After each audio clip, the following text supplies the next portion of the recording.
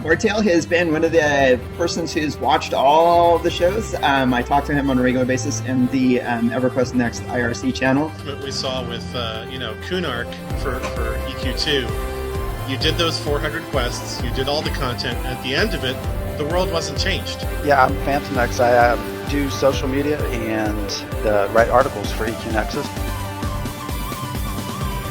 For the Fall of Bastion, there was a very definite, okay, this is where your story is going to fit into the world.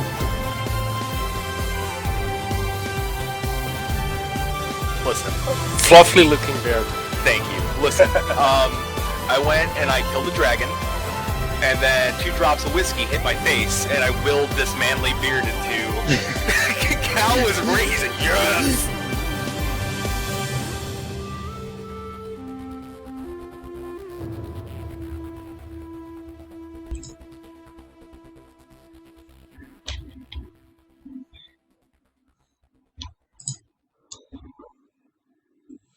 Hello and welcome to the EverCast show. This is episode number 33, which we've titled Mary Bear Butt Eve.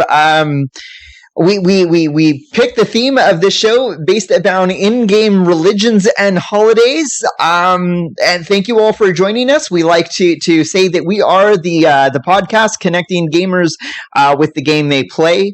My name is Tanlin. I'm one of your regular hosts. With me are the 3 other regular hosts. I'll allow them to introduce themselves. Say hello, everyone. Hello, everyone. Hello. Hi, I'm Chad Chuina. Or Chewy, or China, as some people like to call me. China? China. I was, hey, Omid the other day was like, hey, China. I don't know how to say your name. yeah. They gotta say it with a little bit of a country twang. China. China. Oh my god, that's terrible. We have to have a holiday song now, this holiday season. Mary Bear Butt Eve. You know that. We're going to have to make one. You get right on writing that, and maybe if you write a good song, I'll sing along with everybody else. As long as it's not just me embarrassing myself. I was hoping that we'd turn I'll all help of you our mics embarrass down except Kyla. yourself. Oh, If we write it, No. if we write it, so Andrew and May produce that song. You know, he might. Oh, he might. We would have to ask. But if it's bear butts, wouldn't we want to talk to Orinex? Maybe a collab. Because, like, it could be a collab. him and his owl bears and bear butts, and I mean, Oh man, That's true. No, trading the bear butt owl bear zone. I think we're gonna have a very EverCast Christmas this holiday season. This is gonna be good. Yeah, An very good. EverCast Christmas. And EverCast Christmas. The time we take our break and don't do any EverCast shows. but we'll put this content out for you. Right. So speaking of Christmas and the real life holidays, who wants to handle the disclaimer? Flatus, you gonna take that? Yeah, I'll take the disclaimer. Hi. On today's show, we'll be discussing religions and holidays and stuff. And please understand, we were talking about MMOs here, not actual like Christmas, more like Christmas. Bunny ears, holding up air signs, quotation mark. So don't, if we say Christmas or Christmas holiday stuff, think of like Yule time ideas or any like that's what we're trying to discussing here. We're not really talking about real world religious based holidays or anything like that. We're talking about in-game religion and in-game holidays. So don't take offense. We don't mean anything, and they're just four. Oh, we mean everything. We just don't mean it offensively. Yeah, that. And the opinions are my mouth or my own, and no one else's. Right. Well, we don't represent anybody other than ourselves. Yeah. They didn't know that till now. They didn't know that till now. Anyway, 5 shots in that rum and coke. So I have no idea how Wow. many shots. oh my god, well. Awesome. But anyway, this is episode 33, and it's Mary Bear Butt Eve, and the reason why we named it that is because why fight the fact that everyone just says bear butt? So, If you can't beat them, join them. And if I'm gonna do it, I'm gonna create a holiday called Merry Bear Buddy. So, Merry Bear Buddy, everybody. All right. Not sure how you. Is this one of those yo dog? I heard you like bear butts. Maybe. I just want to say congratulations to Flatus and everyone on the show.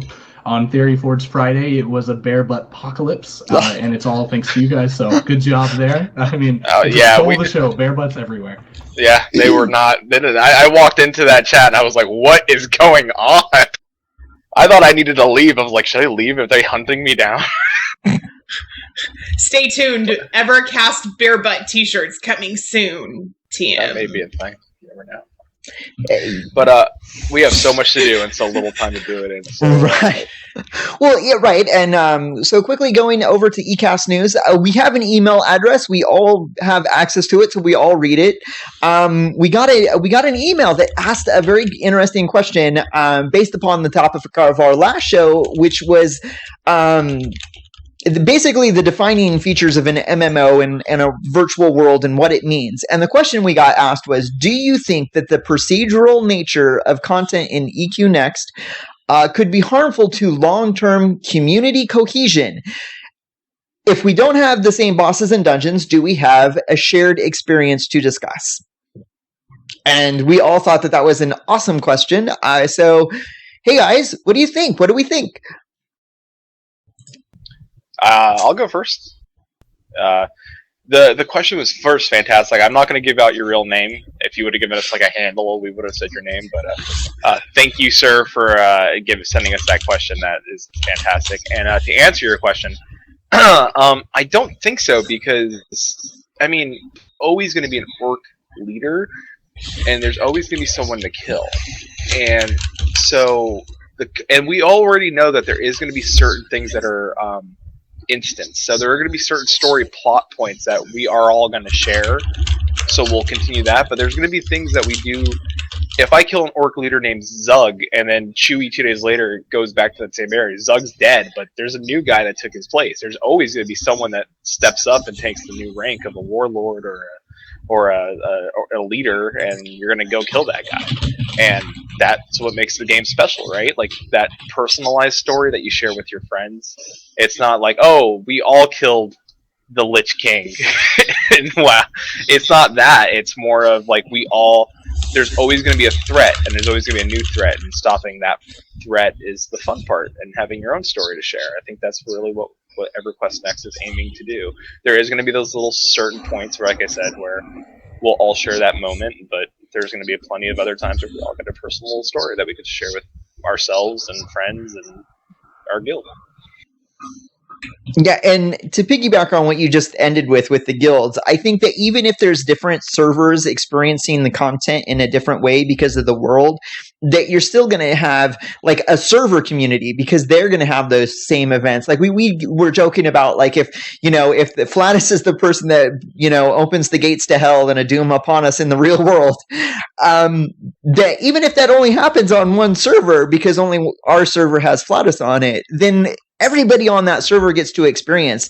And so there will be that going back to like the original like feel of an MMO where you had a server community, which was very unique. Like if you talk to like in Landmark right now, there's the Ceylon Trading Company, and that came from the same roleplay server I did. And that was the venture company in Warcraft, which was an RP PvP realm. And that community was very unique. And even compared to other RP PvP communities in Warcraft, it had a unique feel to it. And I think that even if we're all experiencing, variations of the EverQuest Next world, we're still going to form communities and cohesion based on the server that we play on. Absolutely. Absolutely. So, yeah, I'll say that I think it'll have the opposite effect. I think not only will the new emergent content keep interesting things happening, but I think it kind of fosters a need to communicate with others even more. Because if not everyone knows the exact history of an area, I might walk into an area and find Flatus, and he might tell me about this insane story that happened before I even joined the server. And then all of a sudden, I realize that Flatus unleashed the dead army that killed half the server population. Now I can kind of know that I need to post him up somewhere on a wanted board and have him killed, or I need to join his rank and then help cause more chaos. But I think it'll make it even more interesting. I don't see a way where emergent content's going to kind of dilute the story too much or dilute the experience. I think it'll only grow it. I cannot believe that we are all in agreement this time. And I especially cannot believe that I am in agreement with Chad, because normally, like, we have, like, slightly differing opinions, but wow. I agree. I've been tailoring my responses in my head to provide for optimal agreements. So there will be no disagreement tonight on that. Yeah, right. Whatever. It'll happen. Many There's lies. Why would you speak that so early into the show? There's not going to be any disagreements tonight on the show. Everybody's like, oh, well, too early. Tune out. Wow. Yeah, tune out. It's no longer fun. No, that was a really awesome question. It really was. And I really like that it actually came into our email, too. You slackers out there are not sending us enough email messages when you should be. So now we want to see more questions. All right. We do. A lot more questions. Oh, our viewers aren't slackers. We've just always been intelligent and answered every single one of their questions. You know, I think that's true, too. Yeah. Oh, I know. Also, if you guys have a question tonight, be sure to ask in chat. I'm going to kind of keep note of them, and if we have an extra time, we'll answer some. Sure. Yeah. Yeah, and if you... I think we were about to say the same thing, so Kylas, please, by all means. If you email or tweet us during the show, I will check everything during our break and make sure that those get answered, too. If you... I was going to say, and also if you think of something after the show, you're like, oh, I should have asked them that, send us the email. Send us an email. And we'll catch it next time. We'll read it right live on the show and answer it right here for you. Hey, Tamlin, did anyone find that secret code that we had listed somewhere for a prize? Did that ever come into our email yet, or is that still available? It may be taken. It may be available. When I posted it, I said, hey, if you redeem this, email us so that we know that someone has taken it, so that we can bring that code down, so that people don't. But no one's emailed us, so it's there. We have codes hidden for secret items at secret places. Well, not really secret, but if you follow us, we drop hints, we drop bombs and hints all over the place. Yeah. So the other bit of ECAST news that we had was last Monday was the first landmark battleground. I was brave enough to take part in it. It was a lot of fun. It was my first time experiencing like an esport at a competitive level. Even though I did pretty awful early on. I specifically means as a player and not as an observer. Because yeah. StarCraft tournaments all the time. Yeah, as a participant. I'm sorry. Yeah, did you guys heard about it? I think that I was the only one that participated and watched, right? I watched you die. I caught a recap of it a little later, and then I was available for like a pre-planning meeting in the beginning, so I kind of knew what was going on, but I did miss it. How was the turnout? It was good. There were 16 people in the beginning. Some people had to drop out because of performance issues, like they weren't able to play. And I will say this: if you were doing PvP in Landmark, if you go to a different zone, like go to a different battleground, you should probably log out and log back in, because I had major performance issues until I did that. And after I did that, like I was fine. And that's when I was actually felt like I was competing quote unquote, doing my thing. You didn't come in last. You did very good. All right, that's all that matters. You weren't last. You know what? If I came in first, I wouldn't know how to improve. But when I come in towards the bottom, I'm like, I can improve on this. I can improve on this. All right. That's fantastic. I sort of watched him die. When is the next one coming up? I'm not sure, but if you follow the show, we will be tweeting it out and letting people know it far in advance when it is, how to sign up. The arena, again, these are all player-created arenas, so there's a submission process for how to get your arena into the circuit, and we'll also be telling builders and creators how to get their arenas in that way. So, Fantastic. moving into the main topic, that of religion in MMOs, I'll start and phrase the conversation a little bit. We divided the conversation into two different subcategories. The first one is the idea of deities and demigods and gods as part of the story in MMOs. And then the idea of holidays as kind of events and quests and things that happen in the game themselves. The first thing that we were going to talk about is the deities themselves. And I'm going to post a couple of links, but I'll turn it over to the host to start up the topic. I'm going to pose the question first. Was WoW big on deities and gods? I know there's a lot of like superhuman like mobs, like the Lich King or these giant monsters that come out, but are there actual like world gods and things within the narrative of World of Warcraft?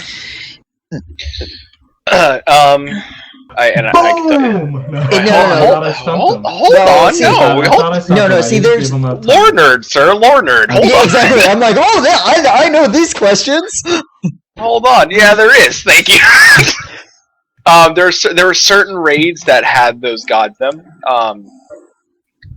They were considered titans, I guess you would say. There's gods and there's titans, and the titans were above the gods, and the titans want to destroy Azeroth. Like as they see it, Azeroth to them is very unpure, as they don't believe that the humans and orcs they don't deserve it, so they want to take them away, and they will try to manifestate in the game as bosses, and us as players would go kill them, and then thus they're like, oh no, you've defeated me.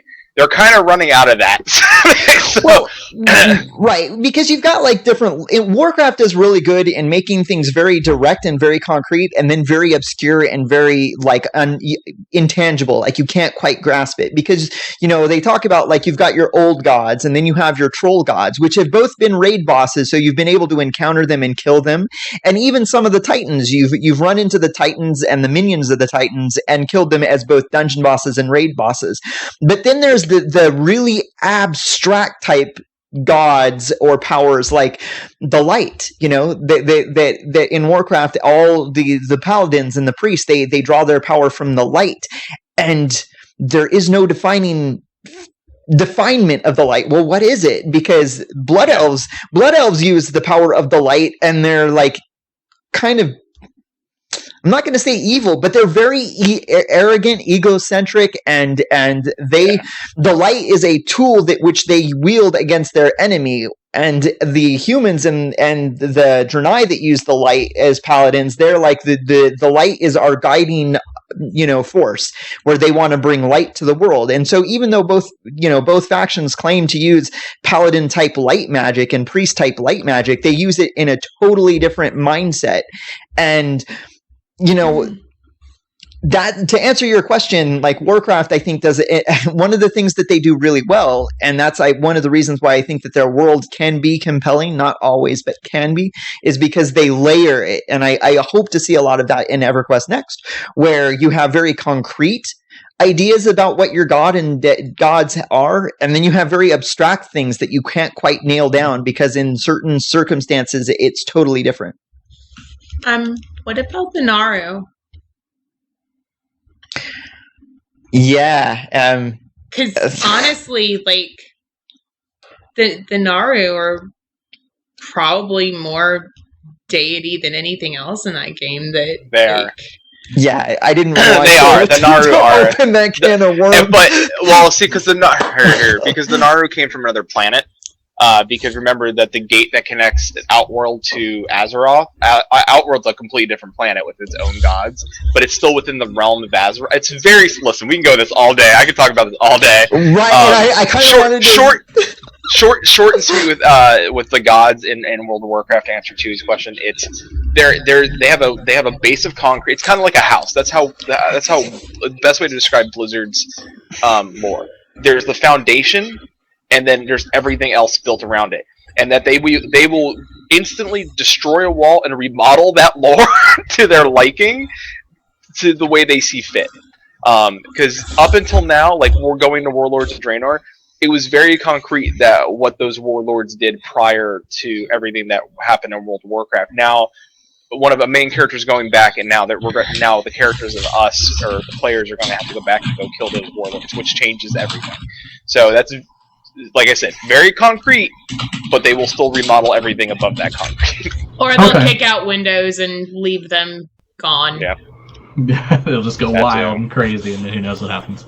Yep. EverQuest was sort of concrete and sort of not concrete, because they didn't necessarily write a lot of first-hand lore about the gods, other than like some questing and things throughout the time. There wasn't like some big mega narrative that necessarily was going on at all times.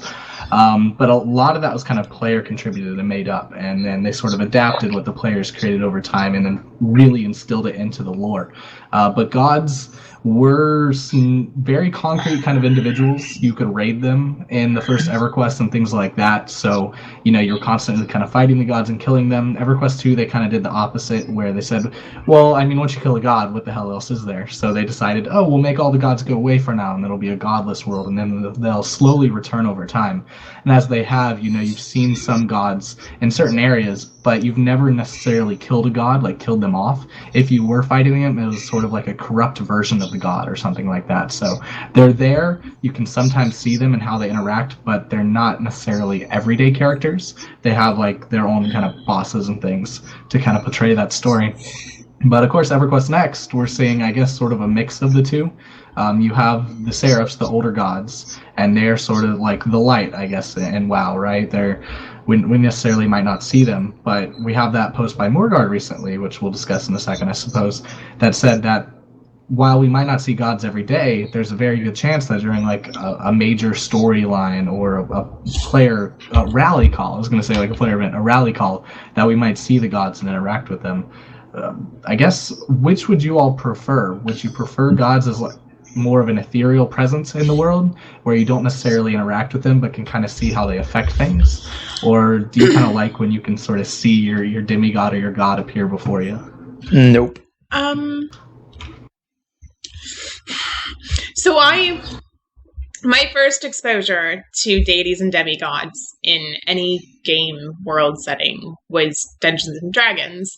And for a god or a goddess or a deity to appear before you, something really effing major had to have happened, and all of these stupid rolls that you had to make, and pleasing the DM with, brownies and Mountain Dew. You might be lucky, right? I'm at the bar! Right? I'm at the tavern! Am I getting drunk? I think I like having them. I think it adds a depth that's an option but not a requirement. At least in Dungeons and Dragons, it's an option to pick one, but you don't have to. And if you have one, then it adds this other layer of depth to your character for role-playing reasons, for storyline reasons, for whatever. And I think that's really fun and really great. But I don't think they should be like really at the forefront just because they're supposed to be deities and demigods. You shouldn't see them all the time. It doesn't make sense to. But I'd like to see them impact things when really, really specific criteria is met. Yeah. I'd say I kind of agree with that. What about you, Peter? I can... Who's Peter? Oh. Who's Peter? Sorry, Flatus. God, I'm so terrible at Flatus. Jeez. I'm just there you go. spilling real information all over the interwebs. Listen, don't tell them where I live or my last name.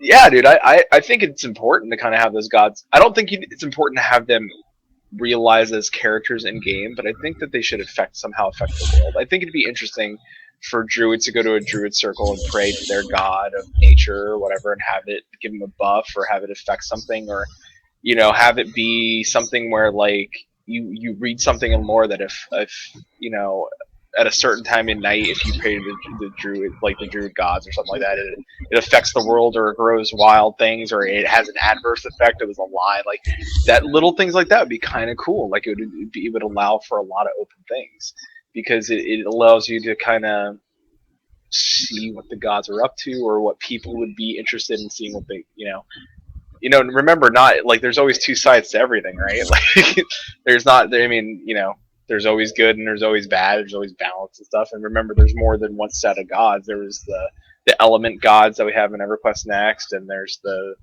balance gods, like the good and evil, and like there's the new set of new gods that they have. So the question is, like, how far does the rabbit hole go with these gods? Like, if it's EverQuest, imagine a lot. There are a lot of EverQuest gods and demigods, and they said that there's more to be announced from what we've previously seen with EverQuest Next. So, if I was to say it had anything to do with what Sony's done in the past, there's going to be more gods that you can possibly remember. You're going to be like, oh, who's this guy again? Let me go look it up in a stat book or something. Like, it gets pretty complex. Like, am I going to need, like, the handbook to deities and demigods for this game? Like, See, can I go out and buy, like, a real world book where I can read about the deities and demigods? Because for Dungeons and Dragons, seriously, like, whenever they released a new deities and demigods, it was like the first book that I bought.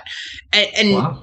Yeah, because that was one of the things that I always put a lot of weight with my characters on. And it's not so important that I couldn't have survived a character creation without it. But it really added, like, this really fantastic, like, depth to my characters, because I didn't just, like, make a character and, oh, let's go. It was, I had freaking pages upon pages upon pages. And I'm not even kidding, like 5, 6, 8, 10 pages of, like, character background stories. And yeah, it was something that could add a couple of pages to my story, and it was really fun. Yeah, I think that she just touched on that, adding that the layers to the tapestry of the world increases the depth of it. I think coming from a role play perspective, having those different layers is cool. I don't like them having that direct influence, because I think that, it's the Deus Ex Machina, whatever it is, where the hand from the machine, and it's like, it's too, you want to put the power in the player's hands. And even when it comes to, like, because they say that it's going to be a world of consequence and a life of consequence, and I don't want them, changing things that hard with the, mighty hand of gods or God or whatever. But then we also see that there's the hardcore MMO players that they don't even care about any of this. It's like, for them, it's just a raid boss with, these are its mechanics. And, or alternately in a Storybricks world where the boss doesn't necessarily have, like, hard-coded mechanics, it's like, well, this is what, this is the raid boss and this is how it acts. True. And they don't care about any of this. So it's like, well, how much time do they necessarily need, how much time does SOE necessarily need to even spend on this type of thing? I kind of like it as a backstory, like the back narrative, the gods created this world and things operate a certain way. But I also like when you don't necessarily see the gods, at least for a while. You're a new character, you kind of have that mortal standing in life, and you necessarily don't know if the gods are real or not. Like, I like that in a storyline where I can say, hey, this god probably doesn't even exist, while others, worship the god and maybe receive benefits from them. I think there should definitely be options all around the board. I do hate when there's kind of that divine intervention, like necessarily a god jumps down and a continent splits or something, and boom, this is what happened. Right. And I had no effect in that. What the hell? Why is this god messing with me?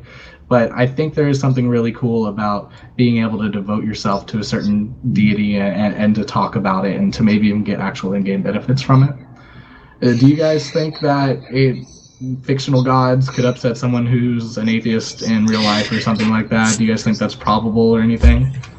Oh, can I go first on this one? Because because I sort of had a conversation. If you don't I've mentioned before that both my parents are both MMO players. That's how I got into playing. Some of the other things you might not know, because I have a weird family, is both of my parents are ordained ministers, and they're not practicing ministers. They're still very religious, but they're not, they don't have a ministry anymore. They stepped back from that role, but they still play MMOs all the time. And my dad loves in-game holidays, and he doesn't like it because he puts any belief in it. He thinks it's fun because it's something that he can do to interact with the world other than hardcore questing or hardcore, dungeon crawling or raiding or anything, for him, those are the simple parts of the game that he can interact with that are fun for him. And he's very good at being able to distinguish between his in-game, this is the world that I'm in and it's fictional and it's just for fun, and then this is my out-of-game real-world faith. So I think that anybody who gets offended at that, they need to take a step back and look around and be like, okay, fiction, this is what I really truly believe. I have a hard time with the people that think that there's some sort of Satanism or any sort of real world consequences of MMOs to spirituality. I just not even. I don't think that that's the SOE should write the game based on what the majority of their players want, and this is probably something that they're they don't have to go hardcore into it, but they need to at least establish a world that has some of those elements to it, because it makes that more creative, breathing world. Allow me to follow this up because I feel like it's important, especially after what my husband just said. Because when my parents found out that I played Dungeons and Dragons, and when they found out that I went to Vampire the Masquerade games, my fundamentalist Christian father flipped out, called me a devil worshiper, and said that I was a sinner. So he just bashed my parents just a little bit. And my in-laws. Well, we won't get into that tonight. But yeah, no, I thought we had agreed not to bring in real world religion with this topic at all. Yeah, a little bit. I agree with what Talon said though, and it is up to the personal choice of the person whether it offends them or not. And we can't really, I guess, say that no, it shouldn't offend you. It's just kind of your personal choice. But I've always sort of grown up half religious, half not, and I don't know. Harry Potter was okay with my family and stuff like that, so I didn't really care. It's fictional to me, but it does depend on the player, I suppose. I've never seen any big debate over whether or not players didn't play a game other than Smite when it first came out. There was a huge debate over Smite when it came out, but as far as MMOs, I don't really know too much because it is such a fictional atmosphere. Yeah, super fictional. It's super all the gods are made up. There's no. They keep it within their realm, so it's so far away from what the real world is that to draw conclusions well, that's really. I mean, maybe Greek gods, but if you're gonna go, if you're gonna go that deep. Hey man, I'm a polytheist over here. I'm all about Greek gods. No, Rift, I guess, kind of got the closest, right? Have you guys really looked at the beginning narrative of Rift? You have the Guardians, which are pure divine holy warriors, and then you have the Defiance, I think they're called, or Defiant, yeah. And they're pure techno lords who don't believe in a higher power, and they're the opposite, that they believe technology brings power. So that, came probably the closest to any kind of real world dialogue, and I still didn't even see big uprising from the community about it. People were just oh, this is cool. I know that there's people who really put that they're Jedis on their religion. I think it's Australia that it's a recognized religion. And look, Star Wars they don't even, there's the power of the Force. I didn't even know that. What is the flying spaghetti monster one? It's Pastafarians. I apologize. Yeah, I'm a Pastafarian. It's very awesome. Pastafarians. So dude, we get feats of power. It's fantastic. Do you eat a lot of pasta as a Pastafarian? No. No. No. You don't upset the spaghetti one. Oh yeah, maybe you can't eat any pasta if you're a Pastafarian, because that would be kind of eating your own kind. I could never be a Pastafarian if I were not allowed to eat pasta. You can eat pasta. Sorry. Alright, Legendary had a question. Why do gods matter in games beyond story events and interactions? Why can't they be dragons, chicken horses, or salsa hurricanes? So I don't Pastafarian god. I don't think the term god requires it to be human or humanoid. because and I hate to go. No, I don't. Going back to World of Warcraft, there's the dragons, and they're not exactly gods, but they were given powers by the Titans. Yeah, and they would take gods, human. Yeah. I mean, they're technically gods because of what they can do, but they take human, elf. Most of them take elven form. One of them takes a human form. And a gnome. Calicos takes a human form, but the rest of them take an elven form, and they're all portrayed as larger than the rest of the players. Are we overlooking the fact that one of the dragons takes a gnome form? Oh my! No, you're right. Chromie. Yeah, Chromie. And you know what? I like Chromie. I like the bronze dragons. Dragon. The bronze dragons are my favorites. So he is right. Chromie is one that takes a non-elven form, and Calicos takes a human form. Chromie is the cute little gnome. I apologize. And the only thing, let me amend this really quickly. He knows I hate gnomes in World of Warcraft. And the only thing about the freaking World of Warcraft gnomes that I dislike is that they look like they're freaking drunk 24 hours a day. And if they didn't have that stupid ass wobble, I would play one because they're adorable. But that stupid wobble that they have where they are standing still, I will not play one. So in World of Warcraft, there are dragons that are gods. God does not mean it's human. Or humanoid. Or bipedal. They're like playable bobbleheads. Oh my god. It's not the head, it's the fact that they do this when they're standing still. They really do. They stand still, they just go. Yeah, they do the drunk swagger. I love when you guys nerd out over World of Warcraft because, you know, as a nerd, we all sort of have these moments where we're like, no, you're wrong, that's not true. But usually we don't get to see it from the outside perspective that often, as if, like, my fiance watches the show and she's like, oh my god, what are these guys talking about? But I get to have that moment when you guys kind of nerd out over WoW, and I appreciate that. So thank you. I wish that we had more EverQuest next to talk about. Give me this game. I know, yeah, right. Yeah, I agree with you guys. Gods, you know, it's whatever the game determines that definition is going to mean. I think there could be animal gods. I think there could be gods that take no form at all. You know, it just depends on the fictional lore. But yeah, I think there should be chicken horses in game, and they should be gods of chicken horsiness, or salsa hurricanes. I don't know what to say to that. Really. Would the chicken horses lay eggs? That's a wonderful question. I would love it if there was like a giant horse body and a tiny little chicken head just sticking off the top of it. No! They would be horses with chicken wings. Oh my gosh. I would love it. He just described a Pegasus. I think he just means Pegasus. It's a derpy. It's a KFC. It's a derpy Pegasus.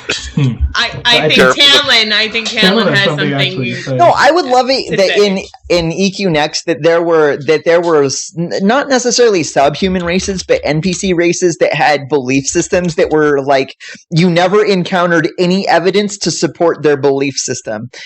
Not saying that it didn't exist. It was just like we worship, you know, this whatever because once upon a time we failed to worship it, and that volcano right there erupted. So every year we do this ritual to satisfy the evil fire spirit that lives inside the volcano.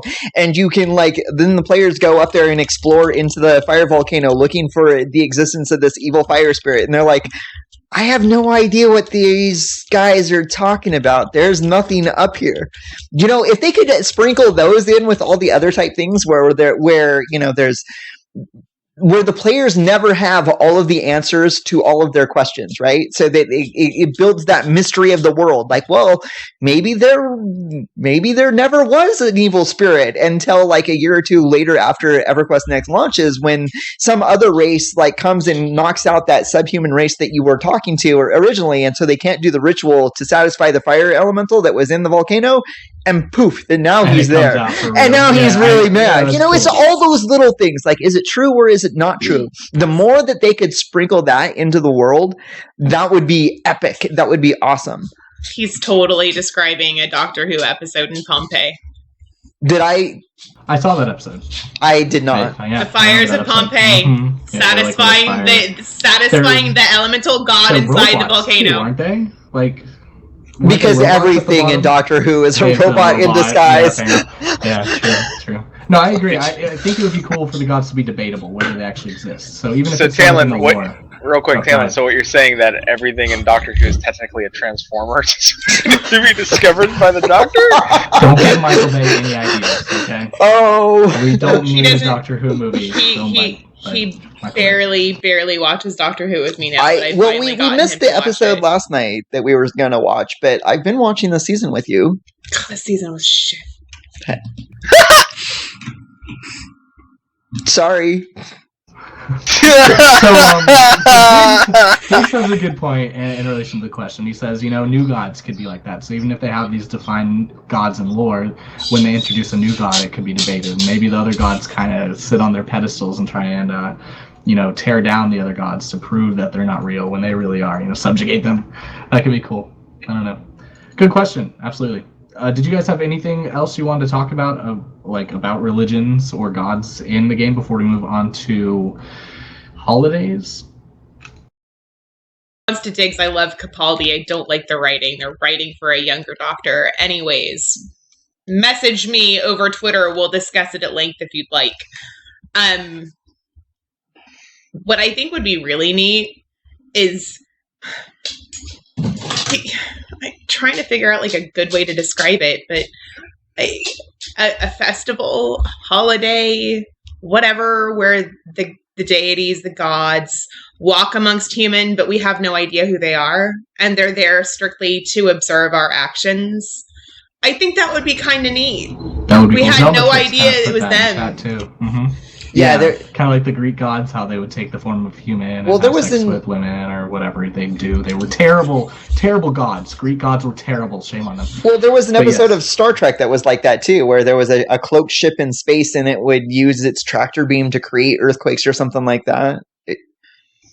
And so there was a person who made themselves look into a god by using technology, even though that I think that the idea of false gods is great. If you Doesn't have that go against the Prime Directive though? If No, they're no. pretending to be gods, No. and affecting life. It wasn't a Federation ship or a it was Federation an alien person. ship. It was an alien ship making themselves look like a god in an alien world, and the Enterprise was there to investigate it. Come on now. Now- Yeah.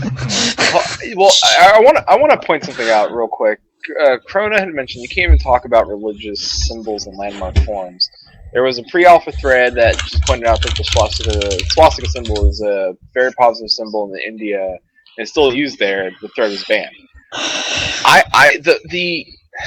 Here's the thing with landmark. In landmark, you're allowed to build whatever you want.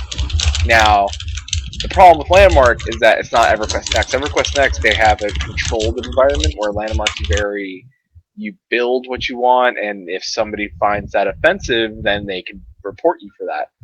Somebody may find a cross offensive. Somebody may find us even not the Nazi swastika, but the Indian or even the other way for that swastika. The Viking form of that swastika, that they would consider that offensive if they're not formed or no, or it just you're dealing with two different beasts with that. Yeah, this is where I'm glad I don't get to make those decisions because I don't have an answer. I honestly don't know. I talk about it at some point in time. I might have a strong opinion. There's the Indian pre-Nazi symbol that's backwards that looks like a swastika but is not. I'm I don't know. Let somebody else make that decision. But on the other hand, if you put it on a red flag or a white circle on a red flag and drape it by eagles on either side, I'm going to be no, I think I kind of know what you're getting at here, and that's offensive, and it probably doesn't belong in a game. And so, there's a spectrum, and I don't know where to put that line, but I'm sort of glad that I don't have to decide what is and is not. And we don't know if they're necessarily banning it from the game. I mean, that was a forum post, right? So they have very strict terms of service agreements on their forums, and they've always been anything that can kind of be iffy as far as their terms of service. They usually just delete the thread. I don't know. I mean, that's a good point. It was used for terrible memes, and a lot of people hate the symbol, even though it's not, it's not the original symbol and what it meant. I'd say let's stick to fictional stuff. If you're gonna make a landmark god sign, make it up. Don't rely on real world references if you're worried about it getting banned or something like that. Because it's I don't know. Build something. Tricky. I would say build something that's representative of the lore going EverQuest next. Yeah, like the Norai symbol and stuff like that. Yeah, like I would say, look at the new lore that they're creating and build based on that, and maybe it'll be pulled in EverQuest next. You never know. Like sometimes you don't need a like Karen build or a Dark Elf build to build something and have them find it interesting enough to put it in the game. So. Well, a cute puppy. Aww. Yeah. Is that a cute puppy? That's a cute puppy. It's such a cute puppy. Annoying. Oh, shame on you, Talon, for saying such a thing. But yeah, I agree. Flatus, absolutely. Stick to fiction. He says annoying because this is the dog that does walk by lickings. Oh. Yeah, that's one but thing. It's like, I love you. I love you and I want to give you love. It's wet love. Oh god. I didn't hear anything like that. It's wet love. I was just Hey! Mary Bear Butt. Mary Bear Butt Eve. Oh boy. Mary Bear Butt Eve to you too. No, straight down my shirt. So one of the questions that we had, right, and they've said that the new EverQuest Next world, you won't have to make the decision early in character creation, right? So you're not going to have to choose, like the original EverQuest, right? Like you chose your god and you were kind of locked in at character creation to that. They said they're not going to do that. What do you guys think about that? Do you think that it even, how flexible, how fluid should that whole decision be? I mean, it is the game of 40 classes, so it should be pretty flexible. Right. I mean, we're looking at 40 classes. Like yeah.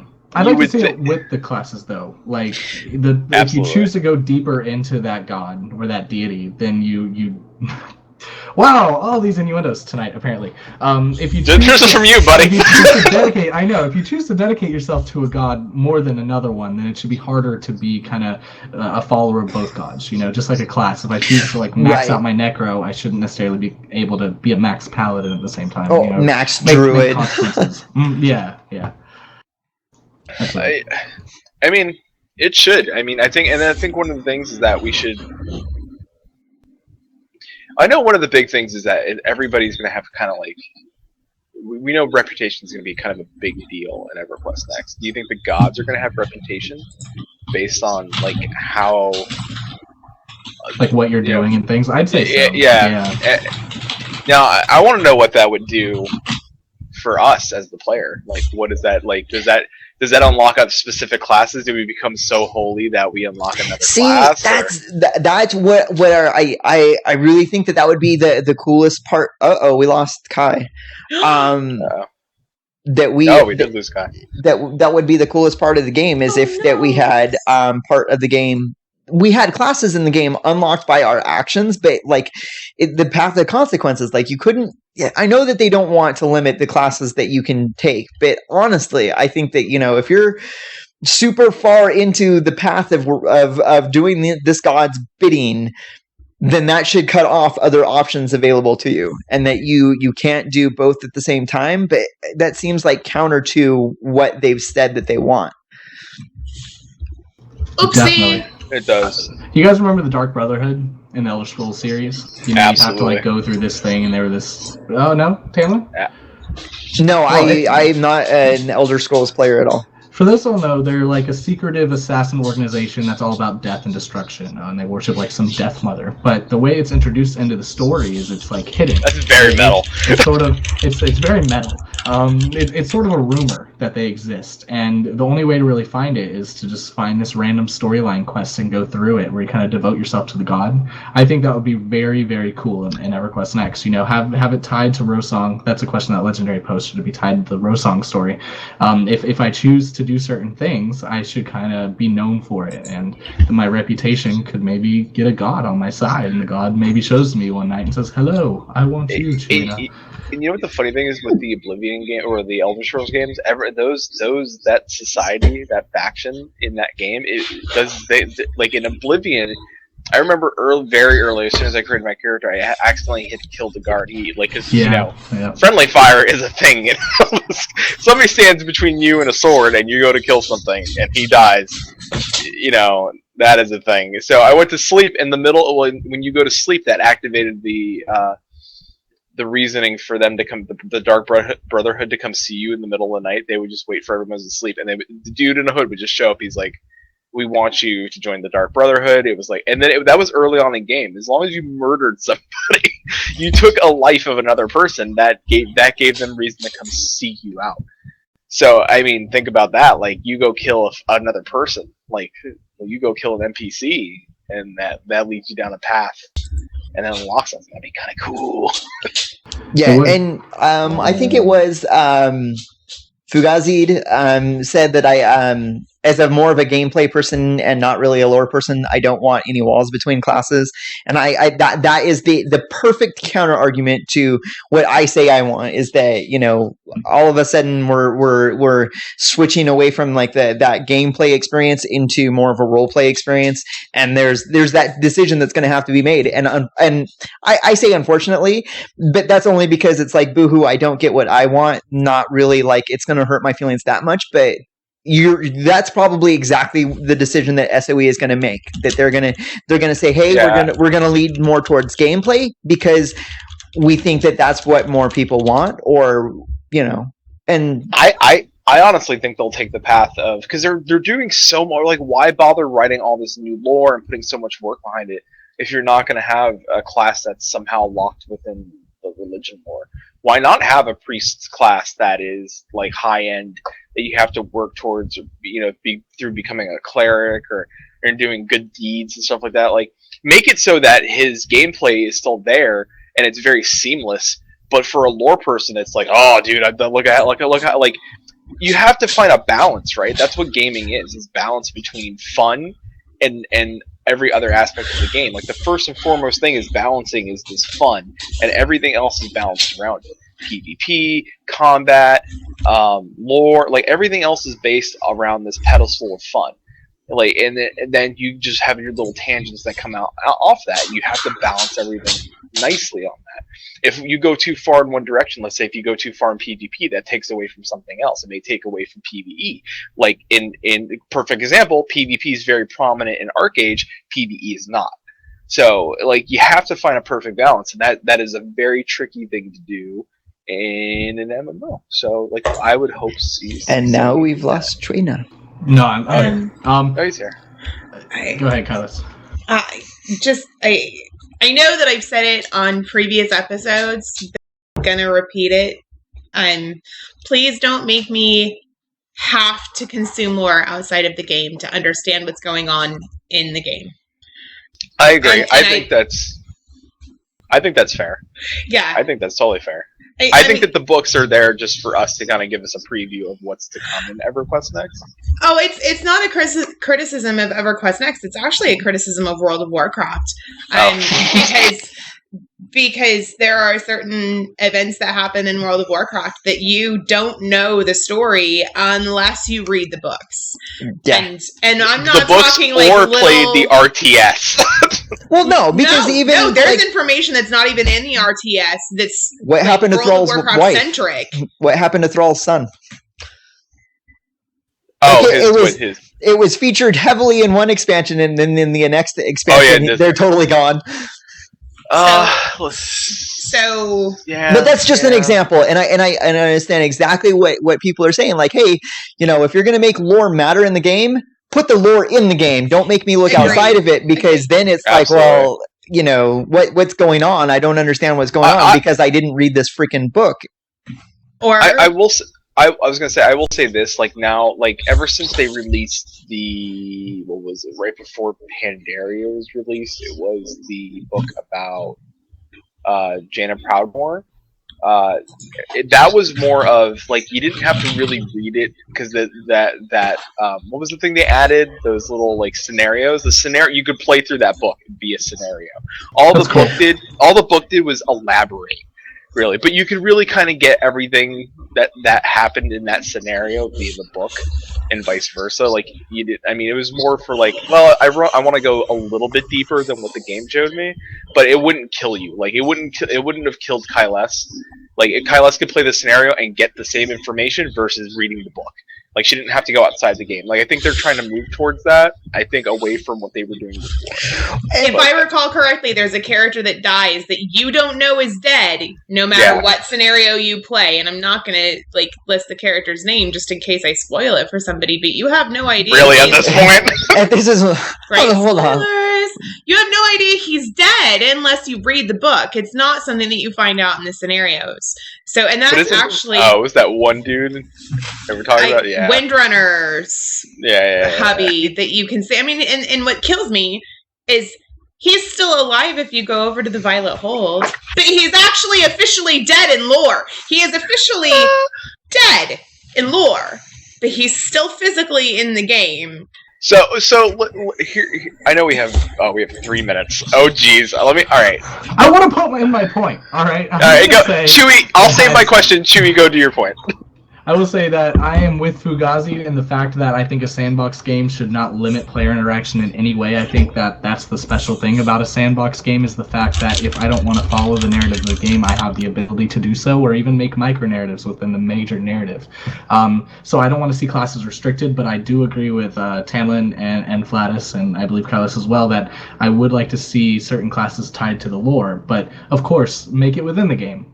You know, don't make me search all over the interwebs, unless there is a really cool ARG, which I might be okay with, kind of. Maybe not behind a class or something, but behind something else, a nice little tidbit. We need, we need new videos. We need new videos for the break because people are going to riot. I'm just going to say that. All the while. Oh my gosh, you're right. Yeah, we wowified tonight, but oh boy, it's okay. It's okay.